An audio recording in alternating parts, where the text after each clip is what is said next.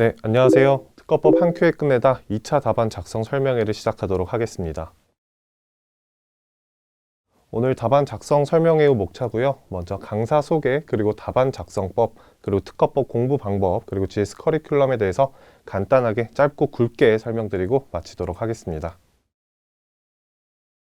먼저 강사 소개입니다. 저는 57회 변리사 시험에 합격을 했습니다. 그리고 한빛 변리사 학원에서 특허법 강사를 맡은 지는 벌써 3년 차가 돼가고 있고요. Q특허법 저자고 특허법인에 현재 재직 중입니다. 특허법 점수는 간단하게 확인해 주셨으면 좋을 것 같아요. 답안 작성법에 대해서 시작하도록 할게요. 먼저 답안 작성법에 대해서 소개해드리기 앞서서 저는 이제 답안이라고 함은 정답이 없다고 생각을 합니다. 답안에는 정답이 없기 때문에 제가 지금부터 드리는 말씀들이 정답은 아니에요. 그렇기 때문에 여러분들은 그냥 박규민 강사가 어떤 걸 추구하고 있구나, 그리고 아까 제가 특허법 점수를 보여드렸던 이유는 제가 공부했던 시간에 비해서 좀 특허법 점수를 효율적으로 얻었다는 것에 자부하고 있기 때문에 보여드렸던 거고요. 박규민 답안이 이런 식으로 공부를 하고 이런 식으로 답안을 쓰고 이런 식으로 답안을 추구했더니 이렇게 효율적인 점수를 얻었구나 정도로 생각을 해주시면 좋을 것 같습니다. 먼저 제가 추구하는 방향에 대해서 설명을 할 테니 여러분들이 혹시 맞지 않다면 이 부분은 그냥 흘리셔도 돼요. 흘리셔도 되지만 그냥 얘가 이렇게 말을 하고 있기 때문에 여기에선 이런 점을 배울 수 있겠구나 정도로만 생각을 하시면 될 것 같습니다. 먼저 제가 추구하는 답안은 화려함보다는 기본에 충실한 답안이에요. 기본에 충실한 답안이고, 이제 제가 수험 생활을 겪고 강사 생활을 겪으면서 봤던 게 이제 수험생 여러분들이 너무 간절하게 합격을 희망하기 때문에 자꾸 눈에 튀는 화려한 답안을 추구하고 있어요. 화려한 답안을 추구하고 남들이 쓰지 않은 거를 쓰면서 내 답안이 돋보이려고 하고, 아니면은 뭐 목차를 잘게 부순다든지, 아니면은 뭐 나는 약간 뭐 여기에 특별한 영어를 쓴다든지 이런 식으로 자꾸 눈에 튀는 답안을 추구하고 있습니다. 하지만 저도 이제 화려한 답안 좋아요. 좋지만 항상 가장 중요하게 생각하는 것은 기본이에요. 기본적인 답안이, 모든 이런 기본적인 답안이 갖춰져야지만이 그 뒤로 이런 화려한 부분들을, 디테일한 부분들을, 요소를 가미를 해서 답안을 좀 더 꾸려나가는 게 옳은 방법이라고 생각을 하고 있습니다. 그렇다면 기본에 충실한 답안이란 무엇이냐라고 한다면 당연히 법학 답안의 기본으로서 아이렉 형식을 따라가는 게 맞을 거예요. 아이렉 형식이 무엇이냐 하면 이슈, 문제의 소재를 얘기하고 있습니다. 흔히 우리가 답안 작성을 할 때 가장 먼저 문제의 소재를 적죠.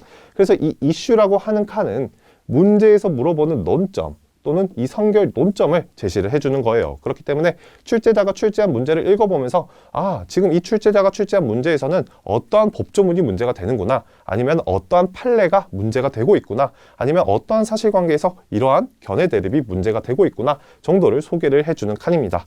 그 다음 룰이라고 해서 관련 법리를 소개하는 칸이에요.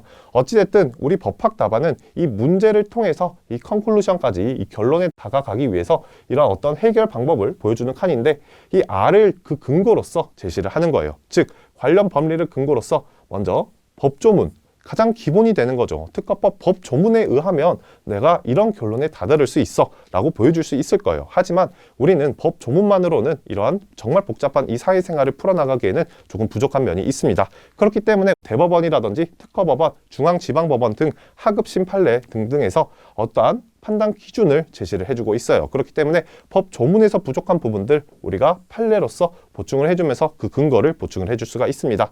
그 다음 만약에 판례에도 없고 법 조문에도 없다면 심사 기준이라든지 심판 편람을 통해서 지금 이 행정적인 심사 특허청 또는 특허심판원에서 이러한 기준으로 판단을 하고 있기 때문에 우리도 이러한 기준에 따라서 이렇게 풀어나가는 게 맞을 것 같아요 라고 근거로서 제시를 해줄 수가 있을 것 같아요.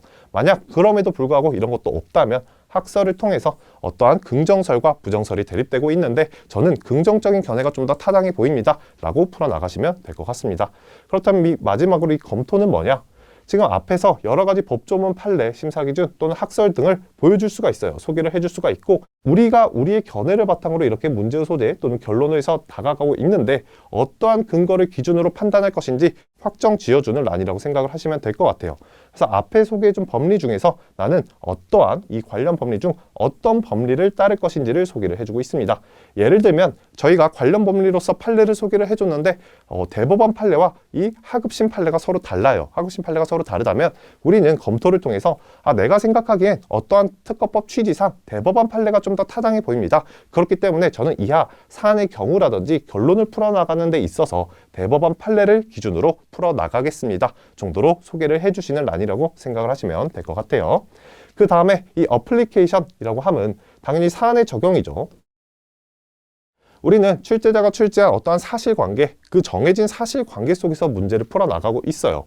이렇게 관련 법리를 제시를 해줬다면 그 문제의 사실관계를 이 관련 법리를 적용을 해서 어떻게 이 문제가 해결되고 있는지, 즉 내가 어떻게 문제를 풀어나가고 있는지를 보여주는 란이라고 생각을 하시면 될 것 같아요. 그렇기 때문에 이 사안의 경우에 반드시 들어가야 되는 게 뭐냐라고 한다면 이 출제자가 출제한 문제 속에 있는 인물, 갑을병, 인물, 그리고 날짜, 2023년 2월 16일자로 출원돼 또는 이 출원 발명 X 그리고 구성 요소 ABC라는 발명 또는 구성 요소가 이 사안의 경우에 반드시 드러나 줬으면 좋을 것 같아요. 그리고 우리가 앞에 소개했던 관련 법리를 그대로 적용하고 있기 때문에 이러한 사실관계뿐만 아니라 이 관련 법리에서 제시해줬던 어떤 키워드들, 예를 들면 어떤 판례 키워드들이 함께 이 갑이 어떠한 판례 키워드가 적용이 돼서 풀어나가고 있는지, 문제가 해결되고 있는지를 보여주시면 더 좋을 것 같습니다. 마지막으로 결론이죠. 어쨌든 우리 이 2차 답안은 이렇게 하나의 사실관계를 보고 문제를 제시하고 그 관련 법리를 소개하고 사안을 풀어나가고 마지막으로는 출제자가 질문한 질문에 대답을 해야 돼요. 예를 들면 출원이 적법하냐 물었으면 적법하다 또는 부적법하다로 마침을 해야 되고요. 예상되는 심결이 뭐냐라고 물어본다면 인용심결 또는 기각심결에 대해서 이야기를 해줘야 됩니다. 그렇기 때문에 앞에서 사안의 경우에서 이 결론과 비슷한 부분들이 다 보여졌을지라도 이 결론을 통해서 출제자가 물어본 출원이 적법하다 또는 부적법하다 라든지 여기까지 보여주는 게 이 아이렉 형식의 기본 틀을 갖춘 답안이라고 생각을 합니다. 그러면 저희가 하나씩 봐보도록 할게요. 먼저 아이렉 형식에서 I, 메인 논점 찾기입니다. 다음은 59의 기출문제 1번이고요. 이거를 기초로 한번 저희가 풀어보도록 할게요. 문제를 제가 다 읽어드리긴 조금 시간상 힘들 것 같고 풀어보시고 싶으신 분들은 잠깐 멈추고 문제를 한번 읽어보시면 좋을 것 같아요. 먼저 우리가 한번 이 메인 논점을 찾기 위해서 어떻게 해야 되냐면 저희가 다 수능을 한번 봤던 사람들이에요. 물론 수능을 안 보신 특수한 분들도 계시지만 수능을 봤다면 저희가 비문학 지문을 한번 풀 때 어떻게 푸셨는지 한번 고민을 해보시면 좋을 것 같아요. 비문학 지문을 풀 때는 항상 이 지문의 마지막을 읽었어요. 마지막을 읽어서 어떻게 읽냐? 이 설문에서 물어보고자 하는 게 뭐냐를 먼저 캐치를 합니다. 그 다음에 사실관계를 읽으면서 지금 설문에서 이런 걸 묻고 있으니까 내가 여기에 좀 더 집중해서 한번 포커스를 해봐야겠다 정도로 문제를 풀어나가시면 좋을 것 같아요. 그래서 문제를 한번 읽어보시면 이 사건 계약의 이행이 완료된 후 갑은 이 사건 발명을 특허청에 출원하였다. 갑이 출원을 하였습니다. 이 사건 발명을 출원했고요. 그런데 이 사건 발명에 관한 권리 귀속을 토대로 지금 권리 귀속이 문제가 되고 있구나. 지금 이 사건 발명에 대한 출원을 했기 때문에 어떠한 권리죠? 특허권은 등록이 되고 나서 되는 권리고 출원을 하였다면 특허를 받을 수 있는 권리가 문제가 되고 있습니다. 이 특허를 받을 수 있는 권리의 귀속을 토대로 갑의 이 사건 발명의 출원이 적법한지를 판단하시오 라고 묻고 있습니다. 그렇다면 메인 논점이 뭐가 되냐? 권리 귀속을 묻고 있기 때문에 도대체 이 사건 발명에 대한 특허를 받을 수 있는 권리가 누구한테 있느냐? 이게 메인 논점이 될 거예요. 그렇다면 여러분들은 메인 논점으로서 제시할 수 있는 법조문 뭐가 있죠? 33조 1항에서 특허를 받을 수 있는 권리는 발명자 또는 그 승계인만이 갖는다고 하는데 발명자 또는 승계인만이 갖고 있는다고 하는데 만약에 갑이 출원을 했는데 갑이 발명자 또는 승계인이 아니라면 당연히 이 출원은 부적법하게 되겠죠. 그렇다면 메인 논점은 지금 이 권리 귀속 즉 33조 1항 진정한 발명자 또는 진정한 승계인이 누구이냐를 묻는 게 될 것입니다. 그래서 문제를 한번 간단하게 보게 되면은 지금 이 윗달랑 한번 볼게요. 먼저 갑이 지금 문제가 여러 소설문이 있기 때문에 지금 설문 1번에 대해서만 좀 집중을 해보도록 할게요. 갑이 이 사건 발명을 출원을 했는데 발명자인 갑의 종업원으로부터 특허를 받을 권리를 승계받은 자예요. 근데 갑이 아직까지 출원하지 아니하였다고 합니다. 그리고 갑은 을에게 자신의 영업 일부를 양도하기로 하는 계약, 이 사건 계약을 체결하면서 양도의 대상으로 이 사건 특허 및 이 사건 발명에 관한 권리, 즉 특허를 받을 수 있는 권리를 포함하였다라고 제시를 해주고 있습니다. 그럼 이로부터 우리가 이 메인 논점을 제시했기 때문에 어떠한 관련 법리들을 소개할 수 있는지 한번 살펴보도록 하겠습니다. 먼저 관련 법리로서 먼저 제가 앞에서 설명드렸던 33조 1항이 문제가 되고 있어요. 33조 1항이 문제가 되고 있고 법조문 33조 1항에서 발명을 한 사람 또는 그 승계인은 이 법에서 정하는 바에 따라 특허를 받을 수 있는 권리를 가진다 라고 나와 있습니다. 그런데 지금 문제가 되는 거는 이 특허를 받을 수 있는 권리가 승계와 문제가 되고 있어요. 즉 발명 자체에 대해서는 크게 지금 사실관계에서 주어주고 있지 않습니다. 뭐 물론 내가 필속이 빠르고 내가 많은 걸 쓸 수 있다라고 한다면 이 발명을 한 사람에 대한 관련 법리도 소개를 해줄 수가 있어요. 대표적인 법리로서 이 발명을 한 사람, 즉 발명자가 누구냐 라는 거에 대해서 여러분들은 대법원 판례를 알고 계실 거예요. 발명자가 누구냐라고 한다면 기술적 창작에 실질적으로 기여한 사람이란 거를 소개로 해주면서 갑은 그런데 뭐 기술적 사상의 창작에 실질적으로 기여했는지를 알 수 없다. 따라서 발명자가 아니다 정도도 소개를 해줄 수가 있지만 지금 우리가 사실관계에서 보여주고 있는 것은 특허를 받을 수 있는 권리의 승계와 관련되고 있기 때문에 저희는 여기에 좀 더 포커스를 맞춰서 관련 법리를 제시해 주는 게 좀 더 좋은 답안이라고 생각이 됩니다. 그래서 특허를 받을 수 있는 권리 이전이 문제가 되고 있죠. 특허를 받을 수 있는 권리 이전이 문제가 되고 있고 37조 1항에 따르면 특허를 받을 수 있는 권리는 이전이 가능해요. 이전이 가능한데 대법원 판례에 따르면 특허를 받을 수 있는 권리는 발명의 완성과 동시에 발명자에게 원시적으로 기속이 되긴 하지만 재산권으로서 특허를 받을 수 있는 권리는 전부 또는 일부 지분을 이전할 수 있고 명시적으로 물론 묵시적으로도 이루어질 수 있다라고 얘기를 하고 있습니다. 그렇기 때문에 앞에 읽었던 그 사실관계를 통해서 특허를 받을 수 있는 권리가 명시적으로 또는 묵시적으로도 이루어질 수 있는데 이 사건 계약을 통해서 앞에서 한번 봤었죠. 이 사건 계약을 통해서 양도의 대상으로 이 사건 발명에 관한 권리, 즉 특허를 받을 수 있는 권리가 넘겼었어요. 그렇기 때문에 과연 이 사건 발명에 관한 특허를 받을 수 있는 권리가 양도의 대상으로서 이 을에게 승계된 걸로 볼 수 있는지 한번 확인할 필요가 있습니다. 그렇기 때문에 소개되는 판례예요. 영업 양도 계약에 따라 특허를 받을 수 있는 권리의 이전 여부에 따라서 이 대법원이 뭐라고 판시를 했었냐면 영업 양도는 채권 계약이기 때문에 특정 승계의 방법에 의해서 재산의 종류에 따라 개별적으로 이전 행위를 하여야 한다라고 이야기를 하고 있죠. 근데 앞에 사실관계에서 뭐라고 했었죠? 양도의 대상으로 이 사건 특허 및 이 사건 발명에 관한 권리를 포함하였다라고 밝혀주고 있기 때문에 지금 재산의 종류에 따라 개별적으로 즉 이 사건 특허라든지 또는 특허를 받을 수 있는 권리가 함께 이전되었구나 정도로 확인하시면 될 것 같습니다.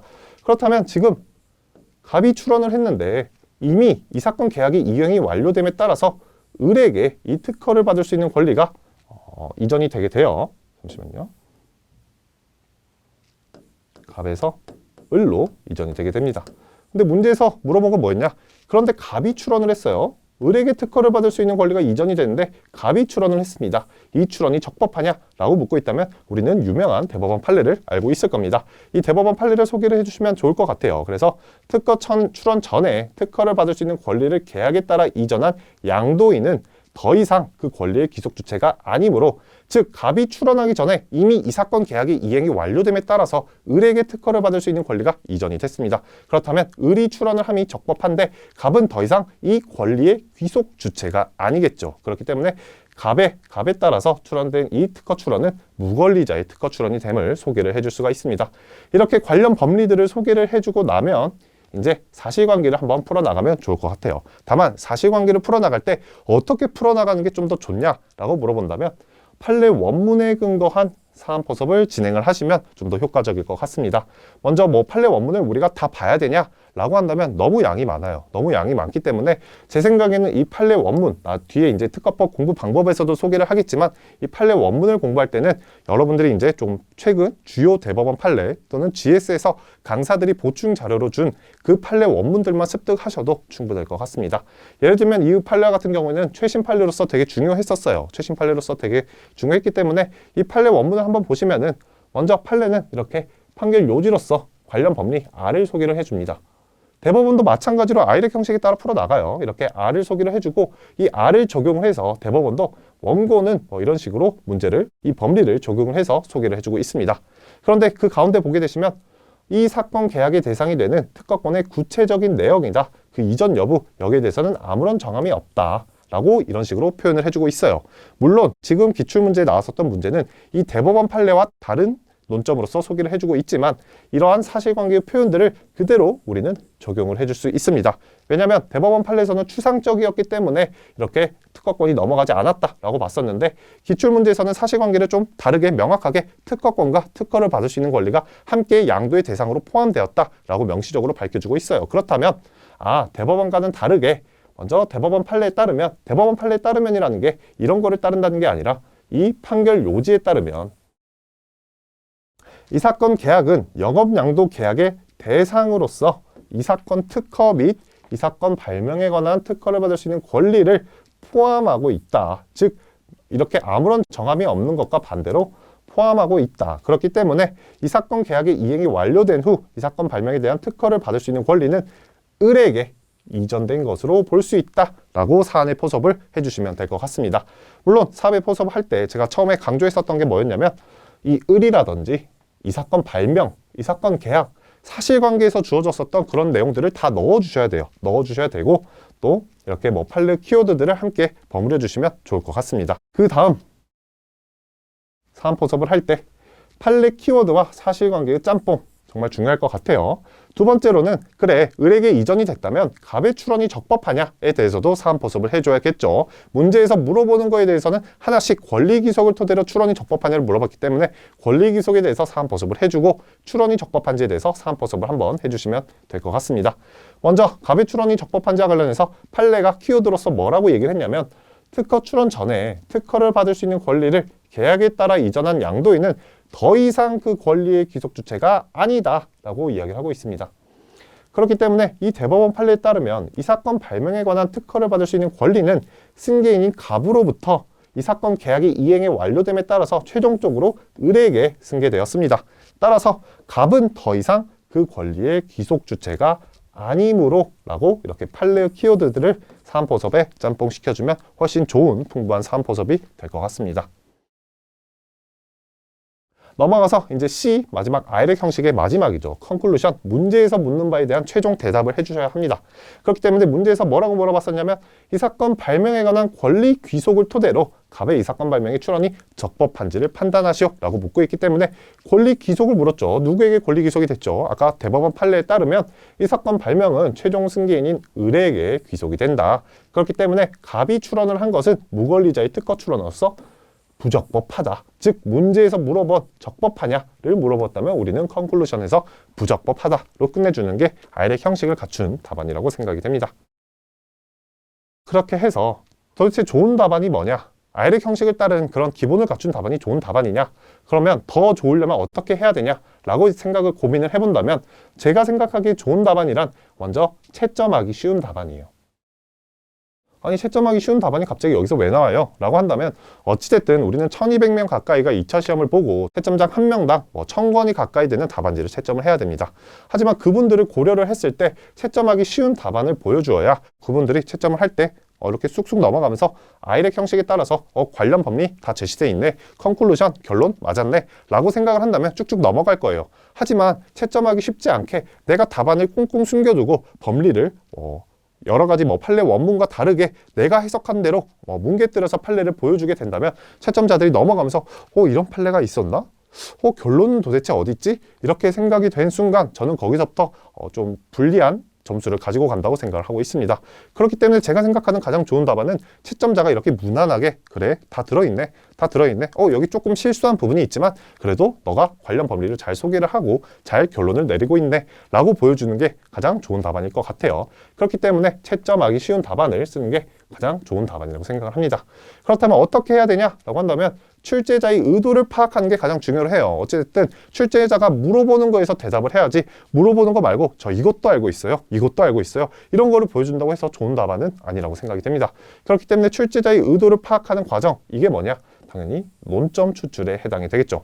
제가 논점 추출을 하면서 출제자가 묻고 싶어하는 바를 제가 확실하게 꿰뚫고 있습니다를 보여주는 게 이 논점 추출이 될 거예요. 그렇다면 채점자를 고려한 답안이라고 하면 뭐냐?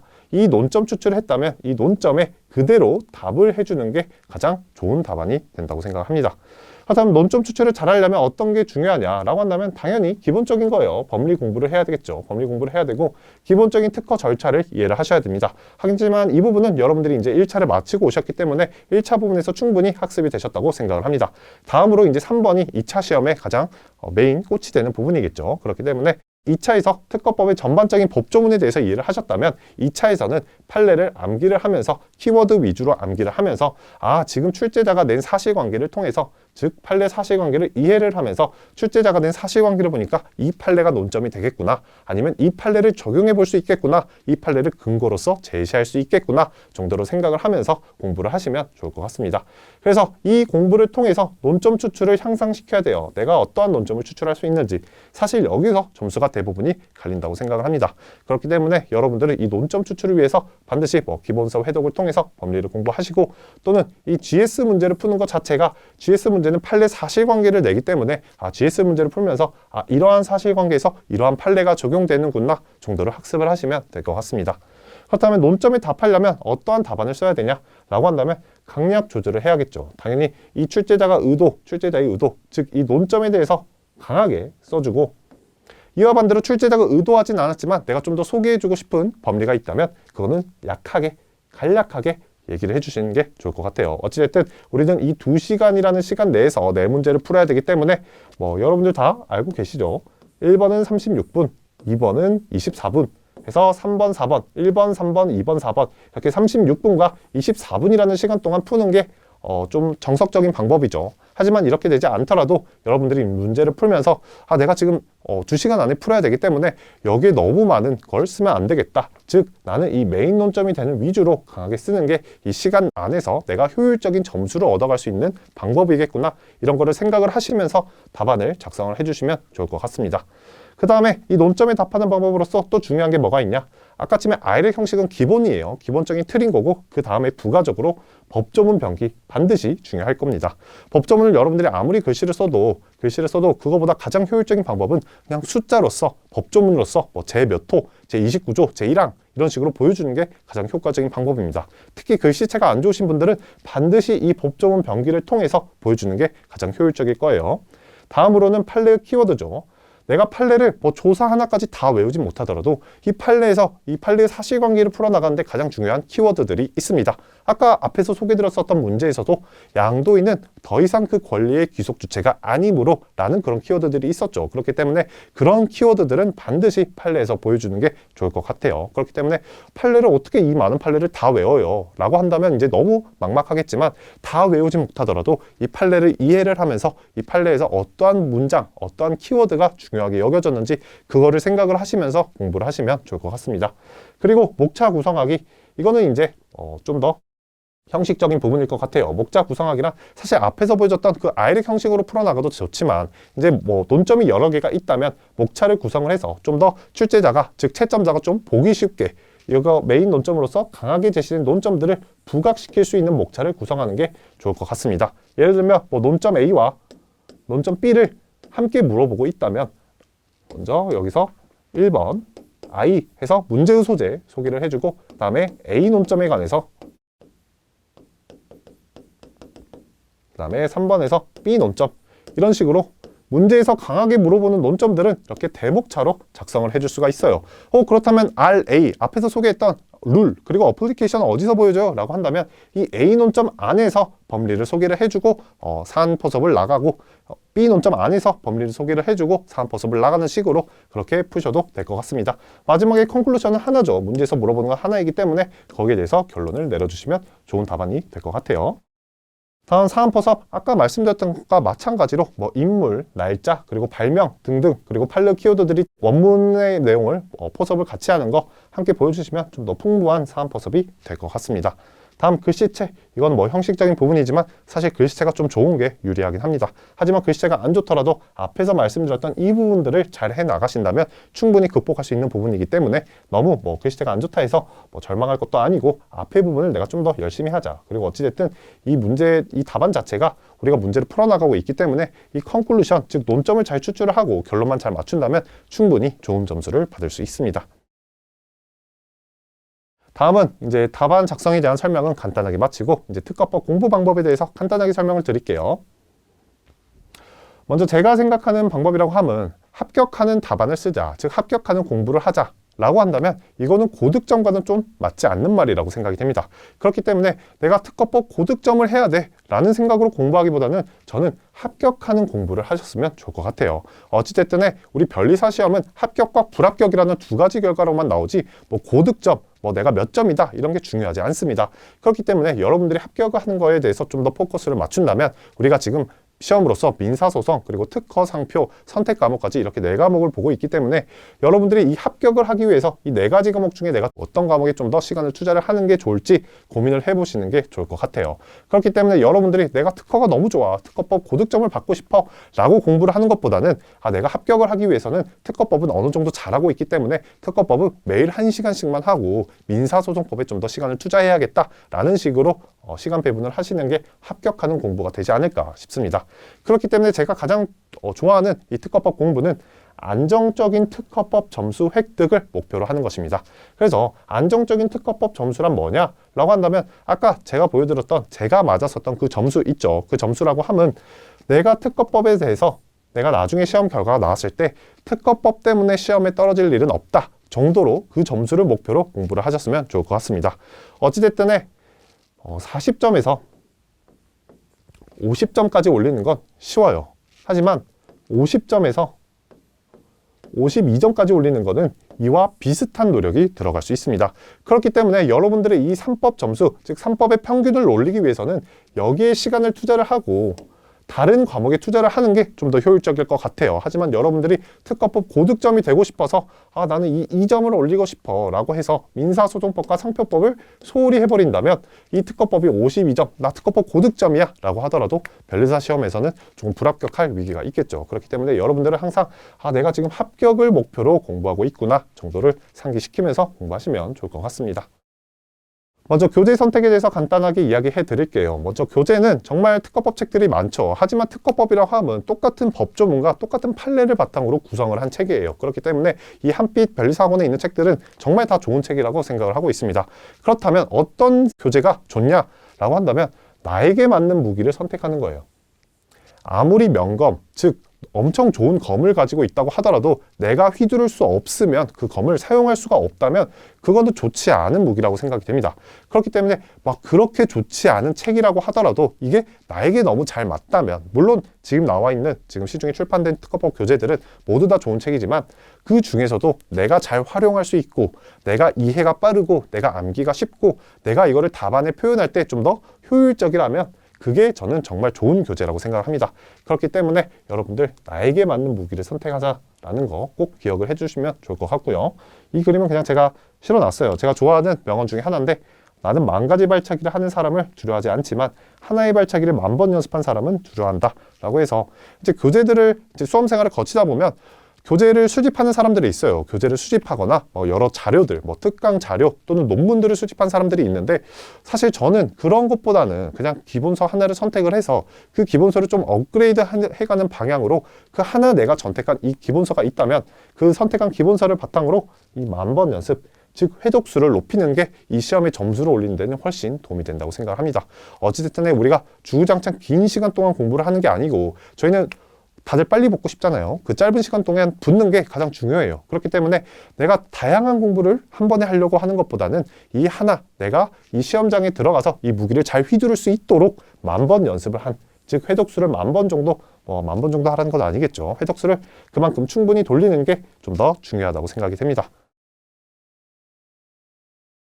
다음은 기본서 회독이에요. 기본서 회독은 어떻게 하냐? 수험생들이 많이 질문을 합니다. 이해를 먼저 하고 암기를 하는 게 나아요? 아니면 암기를 먼저 하고 이해를 하는 게 나아요? 라고 얘기를 하고 있는데 이 이해와 암기는 순서가 있는 게 아니에요. 즉 이해를 하다 보면 암기가 되고 암기를 하다 보면 이해가 됩니다. 그렇기 때문에 나는 암기를 뒤로 미뤄야지 이런 것보다는 그냥 내가 암기를 자연스럽게 이해를 통해서 하고 있구나, 암기를 한번 해보려고 노력을 해봐야겠구나, 이렇게 둘을 너무 양립불가능하게 두지 말고 이해와 암기를 병존해서 같이 공부를 하시면 좀 더 좋을 것 같습니다. 그럼 어떻게 이해를 하냐라고 한다면 앞에서 그 법리, R을 소개해 드릴 때 어떻게 소개를 했었냐면 법 조문이 먼저 우리는 법 조문을 바탕으로 풀어 나가지만 법 조문에서 부족한 설명들을 이렇게 판례를 통해서 얘기를 해주고 있다고 했습니다. 그렇기 때문에 법 조문에 여기가 29조 2항이에요. 죄송합니다. 29조 2항에서 뭐라고 나와 있냐면 이 특허 출원 전에 그 발명이 속하는 기술 분야에서 통상의 지식을 가진 사람이 제1항 각 호의 어느 하나에 해당하는 발명에 의하여 쉽게 발명할 수 있으면 그 발명에 대해서는 제1항에도 불구하고 특허를 받을 수 없다. 즉 특허 요건인 진보성에 대해서 법조문이 소개를 해주고 있습니다. 다만 이제 진보성에 대해서 법조문만 가지고는 진보성이 있는지 없는지를 판단하기가 매우 어려워요. 그렇기 때문에 우리는 하급심 판례라든지 대법원 판례를 통해서 그 판단 기준을 확인할 수가 있겠죠. 우리는 그거를 학습하는 거예요. 그래서 그 발명이 속하는 기술 분야 이게 뭐냐라고 한다면 이렇게 대법원이 이렇게 소개를 해주고 있습니다. 그럼 통상의 지식을 가진 사람이 뭐냐라고 한다면 마찬가지로 이렇게 특허법원이라든지 대법원이 판례로서 얘기를 해주고 있어요. 즉 제가 뭐 이거를 공부해라 라는 것보다는 법 조문을 바탕으로 공부를 하되 법 조문에서 부족한 설명들이 우리가 이렇게 판례로서 나와 있기 때문에 이러한 방식으로 우리가 이러한 틀로 특허법이 구성되어 있구나, 교재가 구성되어 있구나 정도로 생각을 하시면서 함께 공부를 하시면 좀 더 이해와 암기를 반복해서 하시면 효율적인 공부가 될 것 같습니다. 마찬가지로 그 다음에 기본서 회독을 충분히 거쳐서 내가 법리가 이해가 되고 어느 정도 암기가 됐다면 GS풀이를 하시는 게 좋을 것 같아요. GS풀이라고 하면 내가 이때까지 기본서 회독, 즉 이런 걸 통해서 배웠던 이 R들, 이 법리를 한번 적용을 해보는 연습이에요. 그래서 어떻게 적용할 수가 있냐면 예를 들어 문제가 이렇게 구성이 되고 있죠. 문제가 구성이 되면서 문제에서 메인 논점, 지금 29조 3항을 묻고 있어요. 29조 3항을 묻고 있다면 내가 교과서에서 봤던, 기본서에서 봤던 이 확대된 선출원주의 동일성 판단이 지금 문제가 되고 있구나. 그럼 내가 알고 있는 이 판례를 소개를 하면서 문제를 풀어나가면 되겠구나. 그럼 여러분들이 이 판례만 알고 있다고 하더라도 R에 대해서는 충분히 알고 있습니다. 그럼 이 R을 소개를 한다면 사실 거의 끝나는 거예요. 문제에서 I에서 29조 3항이 문제가 되는데 내가 배웠었던 이 판례가 적용이 되는구나 라는 식으로 이렇게 연습을 해 나가시면 좋을 것 같습니다. 다음에 뭐 사안포섭이라든지 컨클루션까지도 여러분들이 연습을 할 수 있는 단계가 될 거예요. 즉 앞에서 기본서를 통해서 이 R이 뭐가 있는지를 배웠다면 이 GS풀이를 통해서는 이 판례의 사실관계 속에서 어떠한 이 R, 법리가 적용될 수 있는지를 연습하는 단계라고 생각을 하시면 될 것 같습니다. 다음 이제 판례는 어떻게 공부하냐라고 한다면 이거는 이제 제 보충 자료였고요. 판례 원문을 이제 가끔씩 이렇게 실어줘요. 좀 읽어볼 만한 판례 원문들, 특히 이런 좀 중요한 판례와 같은 경우에는 판례 원문들을 함께 실어줍니다. 그런데 이렇게 판결 요지와 사실관계로 나뉘는데 대법원도 마찬가지로 판결 요지를 제시를 해주고 이 판결 요지를 적용을 하면서 사실관계를 풀어나가고 있습니다. 그렇기 때문에 답안을 쓸 때도 마찬가지로 판결 요지를 이 R로서 법리로서 이렇게 소개를 해주는 게 나을 거고요. 다음에 이 사안포섭을 통해서 이 사실관계, 즉 판례 원문에서 나왔었던 어떠한 표현들, 예를 들면 뭐 기술적 구성과는 차이가 있다 라든지 아니면 밑에 기술적 구성의 차이로 인해 새로운 효과를 가진다 라든지 이런 표현을 그대로 이 사안포섭에 적용을 해줄 수가 있습니다. 그렇기 때문에 이 판례 원문을 내가 왜 읽지라는 생각보다는 판례 원문을 읽으면서 사실관계를 이해하는 것도 중요하지만 이 판례 원문, 즉 대법원 판사들이 쓰고 있는 이 표현들을 우리가 답안지에 녹여낼 수 있도록 이 판례 원문들을 한번 같이 연습해서 읽어보는 것도 좀 더 여러분들의 이 사안포섭, 이 A 부분을 좀 더 풍부하게 하는데 도움이 될 거라고 생각이 되고 있습니다. 그래서 저 같은 경우도 이제 답안을 쓸 때 항상 이 대법원 판사들이 쓰는 표현들을 그대로 가져와서 쓰고 있어요. 그대로 가져와서 쓰면서 대법원 판사들이 앞에서 제시한 이 R, 법리를 어떠한 논리로 풀어나가고 있구나를 사실관계의 적용을 통해서 배운 다음에 이 사실관계에서의 적용, 즉 이 논리를 그대로 제 답안에 옮기고 있습니다. 그렇기 때문에 여러분들이 추후에 물론 이것만 공부해도 동차분들은 벅차실 거예요. 이것만 공부해도 벅차시지만 나중에 이제 기득분들이라든지 좀 더 내가 실력이 쌓인다면 이 판례 원문, 특히 중요 판례들 같은 경우에는 이 원문이라도 한번 읽어보면서 대법원 판사들이 어떠한 논리로 풀어나가고 있으니까 내 답안지도 이렇게 목차를 구성하면 좋겠구나 정도로 생각을 하시면서 공부하시면 효율적일 것 같습니다. 다음 마지막으로 수험생활에 대해서 간단하게 이야기해 드릴게요. 수험생활 제가 200가지의 공부법이라고 적었는데 이제 사실 특허법 공부 방법이라든지 여러 가지 공부 방법들은 200명의 합격자가 있으면 200가지의 공부법이 있습니다. 그렇기 때문에 뭐 어떠한 공부법이 정답은 아니에요. 어찌됐든 우리는 제한된 7월에 시험을 보기 때문에 그 시간 안에서 효율적으로 내가 잘하는 거, 내가 못하는 거, 내가 어느 시간에 공부가 잘 되고 어떤 시간에 공부가 덜 되기 때문에 어떠한 과목을 어떤 시간에 투자해야겠다라는 거를 고민을 하면서 제가 가장 좀 좋아하는 명언 중에 하나예요. 뭐 소리에 놀라지 않는 사자와 같이 그물에 걸리지 않는 바람과 같이 무소의 뿔처럼 혼자서 가라 라고 하고 있는데, 제가 하고 싶은 말은 이제 공부를 수험생을 하다가 보면 이제 정말 많은 수험생들이 좀 옆에 말들이 좀 현혹이 돼요. 이 책이 좋다던데? 이 강의가 좋다던데? 얘들아 이게 맞다던데? 야 누구는 특강에서 이런 게 나왔대? 라는 거에 현혹이 되는데, 물론 그런 것들을 다 차단하라 라는 건 아니지만 여러분들이 그렇게 뭔가 방황하는 시간이 저는 좀 더 비효율적이라고 생각을 합니다. 어찌됐든 우리가 여기서 시작을 해서 여기가 목표가 있다면 직선으로 가는 게 가장 효율적인 방법이겠죠. 하지만 여러분들이 이게 좋다던데? 이게 좋대. 이게 좋다던데? 이게 좋다던데? 이런 식으로 방황을 하게 된다면 아마 여기까지 도달하는 데는 굉장히 오래 걸릴 수가 있습니다. 그렇기 때문에 무소의 뿔처럼 여러분들은 내가 정한 방향이 있다면, 내가 이 방향이 맞다, 그리고 여러 사람을 통해서 이 방향이 맞다고 좀 확신을 얻었다면 그 방향을 통해서 꾸준히 밀고 나가셔서 여러분들의 자신감, 즉 신념, 확신을 가지고 그러한 믿음을 가지고 시험을 보는 게 저는 좀 더 훨씬 좋은 점수를 얻는데 좋을 거라고 생각이 됩니다. 가장 중요한 건 우리가 제한된 시간 내에 공부를 하고 있기 때문에 무한정 공부할 수 없어요. 그렇기 때문에 정말 너무 많은 걸 소화하려고 하지 말고 내가 이 시간 내에 어느 정도까지 할 수 있는지, 또 어떤 이 시간 동안 공부한 거를 내가 실제로 적용할 수 있는지를 고민하면서 좀 공부를 하시면 좋을 것 같습니다. GS 커리큘럼은 간단하게 설명드릴게요. 먼저 Q특허법 기초 GS는 제가 쓴 Q특허법 책을 기초로 공부를 하고요. 강의는 주요 논점 및 판례 위주로 진행이 됩니다. 어쨌든 기초 GS는 8회로 진행이 되고 있는데 때에 따라서 보충 시간이 좀 필요하기도 해요. 보충 시간이 필요로 하긴 하지만 어쨌든 저는 스스로 공부하는 게 가장 중요하다고 생각을 해요. 스스로 공부하는 게 가장 중요하다고 생각을 해서 이 수업을 주구장창 듣는다고 해서 시험 성적이 는다거나 점수가 는다거나 실력이 는다고 생각하지 않아요. 그렇기 때문에 8회차로 간단하게 끝내되 여러분들이 복습을 하시면서 모르는 거는 반드시 오픈 카톡방을 통해서 질문을 주시던지 아니면 수업 시간에 저한테 와서 물어보던지 이런 식으로 복습, 이해, 그리고 저한테 질문, 끊임없는 이러한 의사소통으로 문제를 해결해 나가시는 게 좀 더 좋을 것 같습니다. 그렇기 때문에 8회차로 진행을 하고 있고요. GS 쓰기를 통해서 목차 틀을 잡는 거 좀 우선시로 하고 있습니다. 그렇기 때문에 문제 자체가 막 크게 어렵진 않고 여러분들이 이미 보여주는 이 논점을 통해서 목차 틀을 잡는 연습을 할 수 있도록 도와주고 있고요. 당연히 직접 채점을 하고 있고 멘토링이 필요하신 분들은 1:1 멘토링을 하고 있습니다.